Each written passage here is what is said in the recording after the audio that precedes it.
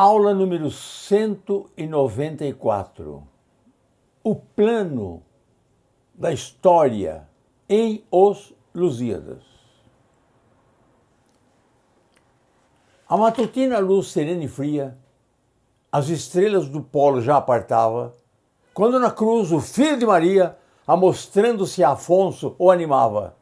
Ele, adorando quem lhe aparecia, na fé todo inflamado, assim gritava: aos infiéis, Senhor, aos infiéis, e não a mim que creio que podeis.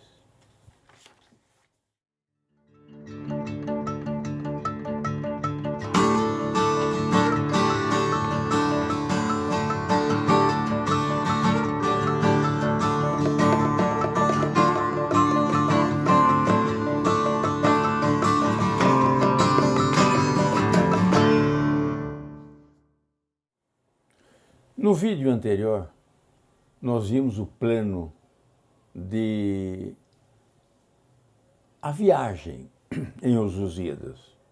E lá nós vimos a tempestade. Estamos vendo agora o plano da história.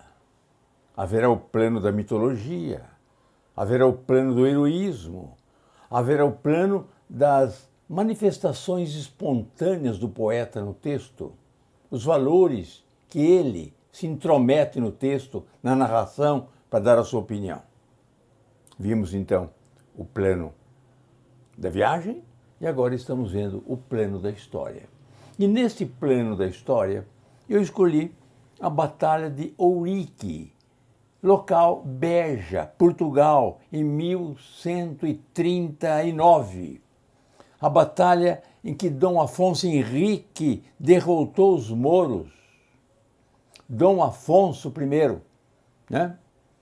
Dom Afonso Henrique, o primeiro, então, rei de Portugal. A formação do império se faz com a Batalha de Ourique. Alguns mouros que vinham da Espanha invadem o território e ele, então, luta com uma diferença de tropas imensa. Como diz Lusíadas, de cada 100 mouros, um português. Foi uma batalha vitoriosa, dali consagrado, então, rei de Portugal, que governou 57 anos, respeitado com um busto heróico na cidade de Coimbra, até hoje respeitado como um guerreiro valente e um político austero e competente. Então é a Batalha de Ourique que nós vamos ver. Antes, nós vamos ver a correção do exercício da aula passada.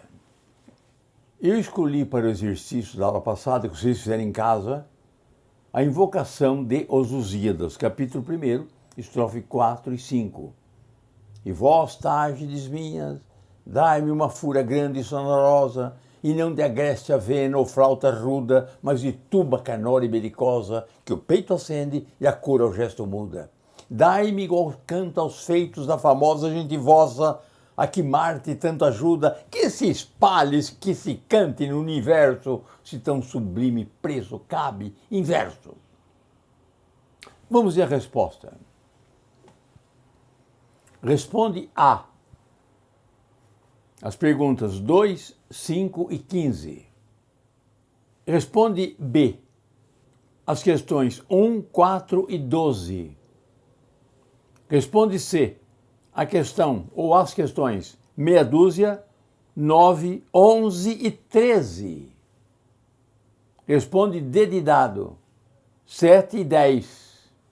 Responde E de elefante, 3, 8 e 14. A Batalha de Ourique, travado em Beja, Portugal, 1139. Vamos ver alguns trechos da Batalha de Ourique. É o canto 3º, estrofe 44. 5 reis mouros são os inimigos, dos quais o principal Ismar se chama. Todos experimentados no perigos da guerra, onde se alcança a ilustre fama. Seguem guerreiras damas, seus amigos, imitando a famosa e forte dama de quem tantos troianos se ajudaram e as que o Termodonte já gostaram. Os inimigos são 5 reis.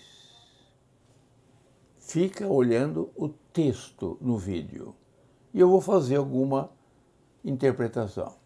Os inimigos são 5 mouros, 5 reis mouros. Quando se fala em 5 reis mouros, então 5 comando, um pelotão, um exército comandado por 5, cada um por um mouro. Então 5 regimentos mouros, dos quais o principal se chama Ismar, nome árabe, nome mouro.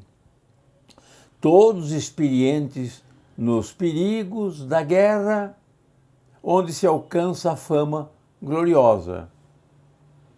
Guerreiras damas seguem os seus amigos, imitando essa dama que ele fala, é Pentesileia, é a rainha fabulosa que ajudou a combater os gregos no cerco de Troia. Ele retoma, então, Homero na Ilíada e na Odisseia.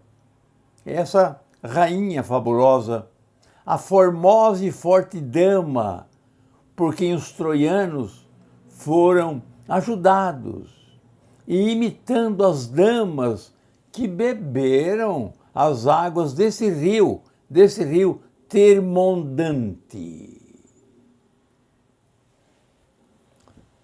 A estrofe está no vídeo.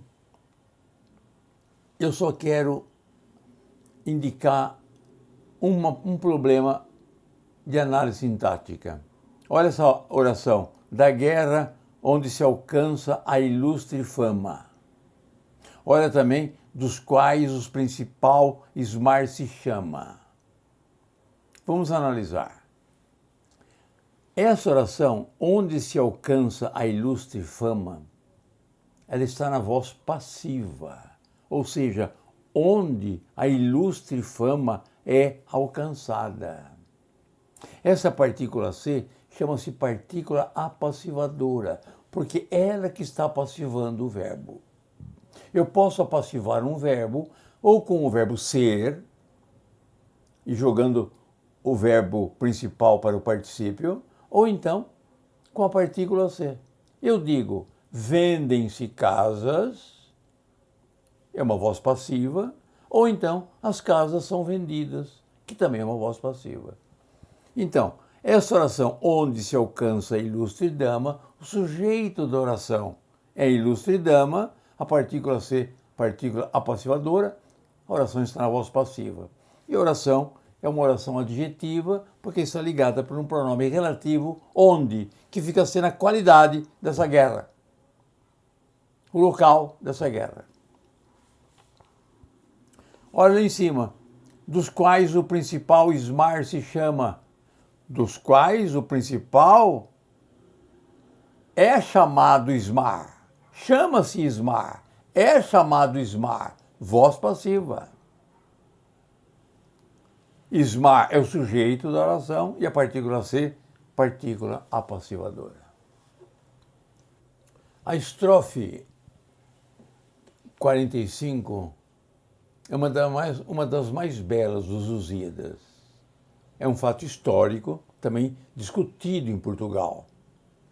É o momento em que Jesus aparece ao lutador Afonso Henrique, antes da batalha.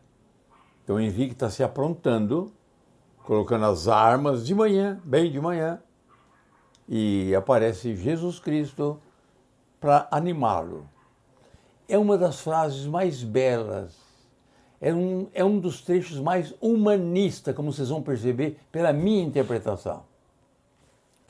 A matutina luz, serena e fria, as estrelas do polo já apartava, quando na cruz o filho de Maria, amostrando-se Afonso, o animava.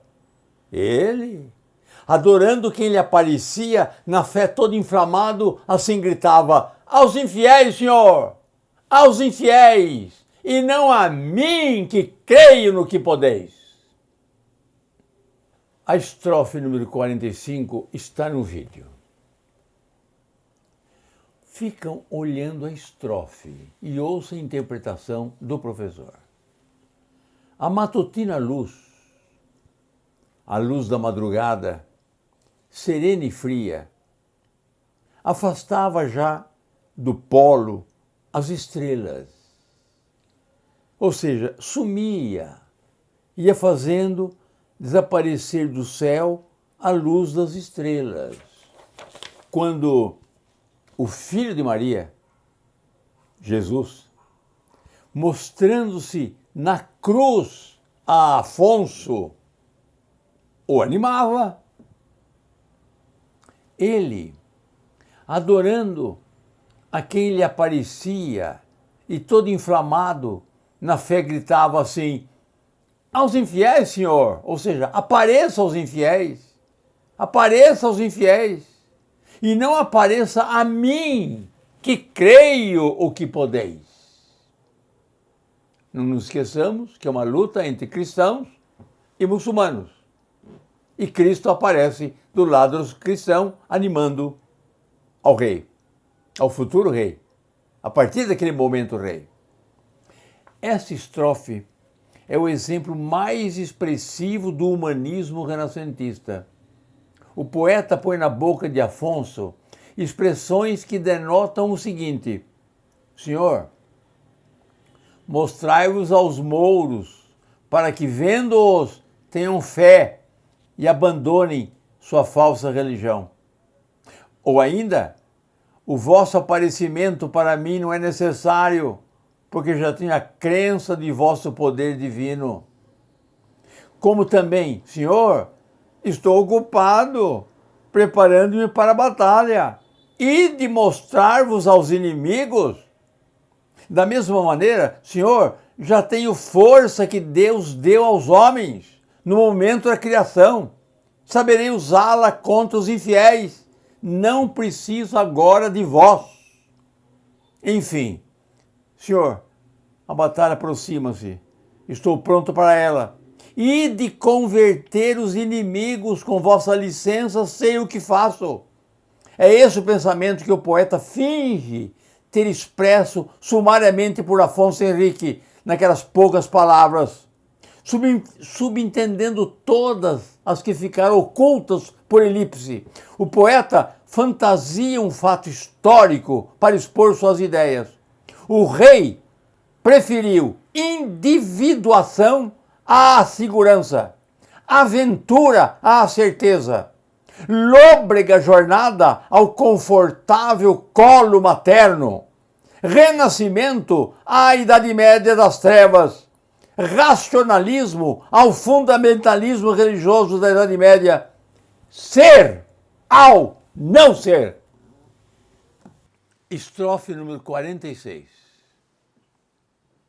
Com tal milagre, os ânimos da gente portuguesa inflamados levantavam por seu rei natural esse excelente príncipe que do peito tanto amavam.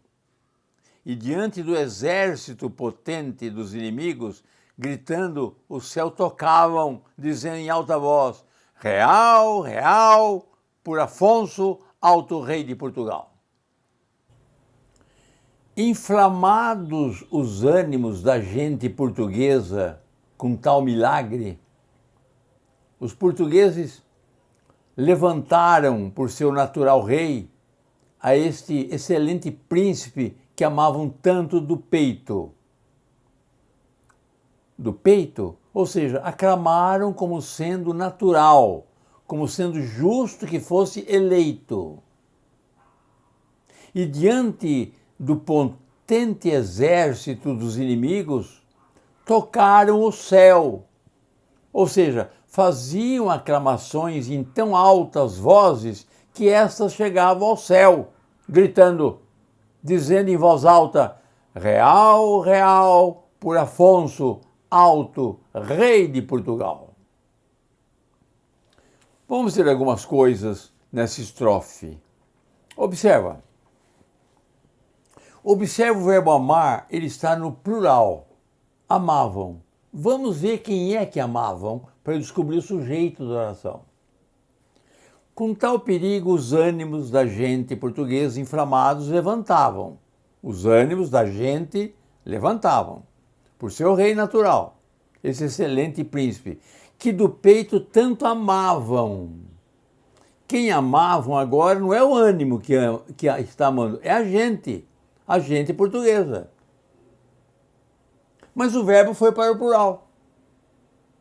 Como se chama essa figura de linguagem em que eu faço a concordância não com o que está escrito, mas com o que está na minha mente?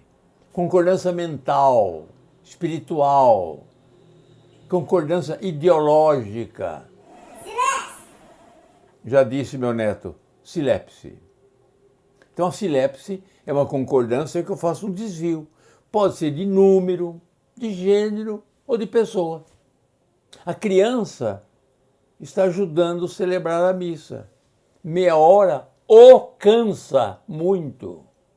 Esse o não concordou com criança, concordou com o gênero masculino dela. Silepse. Silepse de gênero. Os namorados íamos calados. Íamos, os namorados íamos e não iam. Porque como eu sou um deles, eu faço o desvio de pessoa. É uma silepse de pessoa. E pode ser uma silepse de número, como vocês estão vendo aqui agora. Gente está no singular e conduziu o verbo para o plural amavam por efeito de silepse. Vamos a uma outra estrofe. A 52.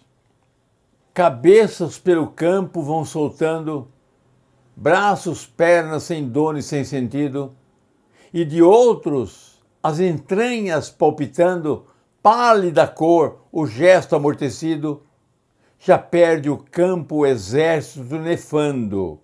Correm rios de sangue desparzido, com que também no campo a cor se perde, tornando carmesim de branco e verde. O texto no vídeo e ouça o professor. Você vai seguindo com os olhos e vai interpretando com o professor.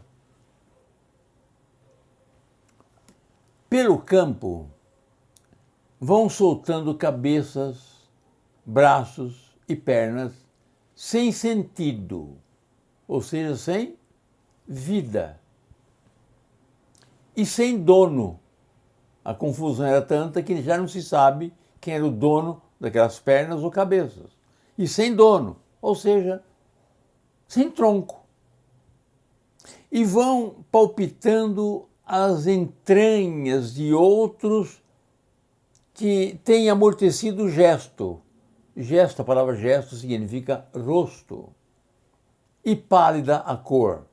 Então, outros que têm amortecido o gesto e pálida a cor. O nefando exército, o abominável exército dos mouros já perde o campo, perde terreno, recua. Correm rios de sangue desparzido, derramado, com que também se perde a cor do campo muda. O verde ficou tingido de sangue, tornando-se branco, tornando-se carmesim, vermelho, aquilo que era branco e verde. O campo que era branco e verde se torna carmesim, manchada de sangue. Vamos ver se eu vejo alguma coisa interessante aqui. Correm rios de sangue desparzido, com que também do campo a cor se perde. A cor é perdida. Também a cor se perde no campo. Esse com que é um pronome relativo. Correm rios de sangue desparzidos, com que também o campo a cor se perde. com ele. Quer dizer, com esse sangue, a cor também se perde, a cor do campo se perde. É uma oração subordinada adjetiva. Uma outra estrofe. Já fica vencedor o lusitano, recolhendo os troféus e presa rica. Desbaratado e roto o Mauro hispano. 3 dias o grão-rei no campo fica. Aqui pinta no branco escudo ufano, que agora esta vitória certifica. 5 escudos azuis esclarecidos, em sinal desses 5 reis vencidos. O rei lusitano fica vencedor, recolhendo os troféus e presa rica. O que são presas ricas? Bandeiras e armas do inimigo, ou outros despojos de batalha, os mantimentos, munições, objetos de uso pessoal dos combatentes. Isso nós chamamos de troféus e presa rica. Estando desbaratado e roto o exército mauro hispano, fica o grande rei por 3 dias no campo. E aqui, nesse campo, pinta no branco e glorioso escudo que certifica essa vitória agora. 5 gloriosos escudos azuis, em sinal desses 5 reis vencidos. Ou seja, era costume, depois de uma peleja, ficar o vencedor no campo de batalha 3 dias, como que para demonstrar que ficava senhor daquele terreno. Vamos ver essa partícula aqui da estrofe. Aqui pinta no branco escudo ufano, que agora essa vitória certifica. Que certifica agora essa vitória. Esse aqui é um pronome relativo, né? Aqui pinta no branco escudo ufano, o qual escudo ufano certifica agora essa vitória. Esse aqui é um pronome relativo. E oração adjetiva. Última estrofe que eu escolhi para a batalha de Ourique. E nesses 5 escudos pinta os 30 dinheiros porque Deus fora vendido, escrevendo a memória em vária tinta daquele de quem foi favorecido. Em cada um dos 5, 5 pinta, porque assim fica o número cumprido, contando 2 vezes o do meio dos 5 azuis, que em cruz, pintando, veio. Interpretação. Olha o vídeo.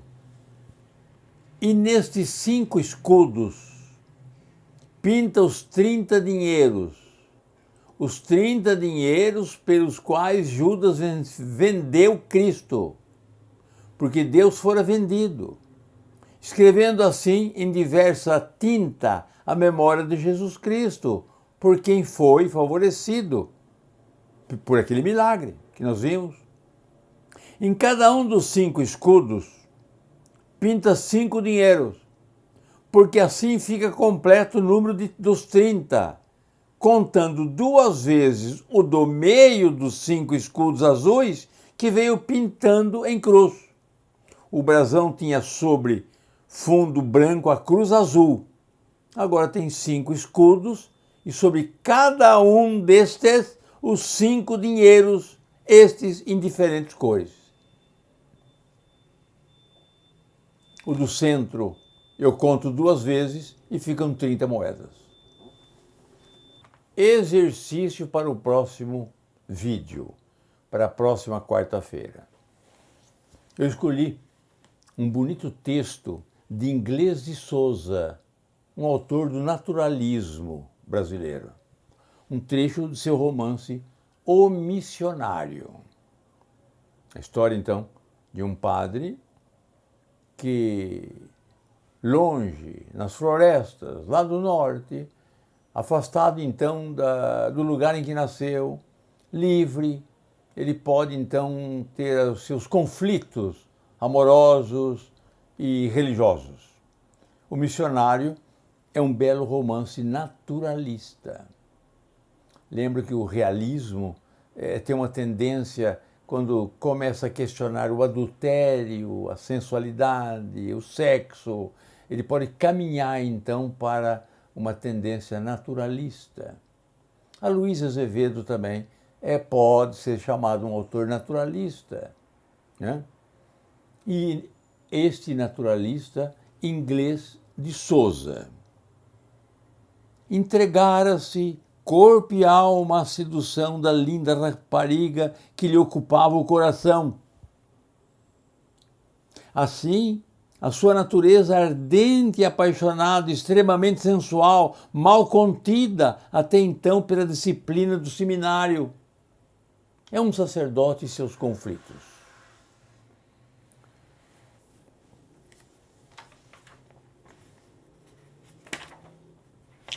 Vamos fazer o desfecho com um belíssimo texto chamado A Fermosíssima Maria, de Os Lusíadas. Já que eu estou falando da história, em 1336, o rei de Marrocos, Abu Hassan, organizou um grande exército para invadir a Espanha. O rei de Espanha era casado com a filha do rei de Portugal. Então, o rei de Espanha pede a Maria, rainha de Espanha, portuguesa, rainha de Espanha, pede que vá até o sogro, ou seja, até o pai dela, pedir auxílio contra a invasão dos mouros na Península Ibérica. O trecho é lindo, serve como desfecho. Olha que estrofe magnífica, a Fermosíssima Maria. Entrava a Formosíssima Maria pelos paternais passos sublimados, lindo gesto, mas fora de alegria, e seus olhos em lágrimas banhados. Os cabelos angélicos trazia pelos ebúrneos ombros espalhados, diante do pai ledo que a agasalha, essas palavras tais, chorando, espalha. Aquele que me deste por marido, por defender sua terra amedrontada, com o pequeno poder oferecido ao duro golpe está da maura espada, e se não for contigo socorrido, ver-me-ás dele e do reino ser privada, viúva e triste, e posta em vida escura, sem marido, sem reino e sem ventura. Portanto, ó rei, de quem com puro medo o corrente muluca se congela, rompe toda a tardança, acude cedo a miseranda gente de Castela. Se este gesto que mostras claro e ledo de pai e verdadeiro amor ancela, acude e corre, pai, que se não corres, pode ser que não aches quem socorre. A minha pátria é a língua portuguesa.